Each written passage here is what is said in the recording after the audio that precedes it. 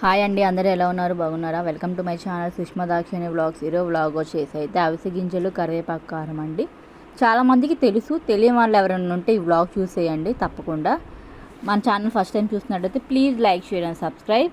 ఇక్కడైతే మనం ముందుగా కొంచెం ఆయిల్ వేసేసుకొని ఎండుమిర్చి అయితే కొంచెం వేయించుకోవాలండి. లైట్గా వేయించుకున్న తర్వాత ఇక్కడైతే మిక్సీ జార్లో ఒక కప్ అయితే తీసుకుంటున్నాను. అంటే మీ కొలతలు తగ్గట్టు తీసుకోండి. ఇక్కడైతే కొంచెం కల్లుప్పు అయితే వేసుకుంటున్నామండి, 2 టేబుల్ స్పూన్స్. మామూలుగా కల్లుప్పు లేకపోతే సాల్ట్ అయినా వేసుకోవచ్చు, కాకపోతే కొంచెం రుచిగా ఉండిద్దని మేము ఇక్కడైతే కల్లుప్పు అయితే వేసుకుంటున్నాము. కల్లుప్పు లేని వాళ్ళైతే కొంచెం సాల్ట్ అయినా వేసుకోవచ్చు, ఏం కాదు. ఇక్కడ మేమైతే 2 టేబుల్ స్పూన్స్ అయితే సాల్ట్ వేసాము. ఇంకా మెత్తగా అయితే గ్రైండ్ చేసుకోవాలి.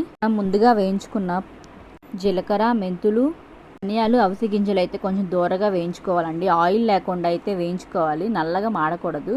సో మనం అట్లా లైట్గా అయితే పెనం మీద అయితే కొంచెం వేయించుకోవాలి. వేయించుకున్న తర్వాత ఇట్లా మిక్సీ అయితే పట్టుకోవాలండి.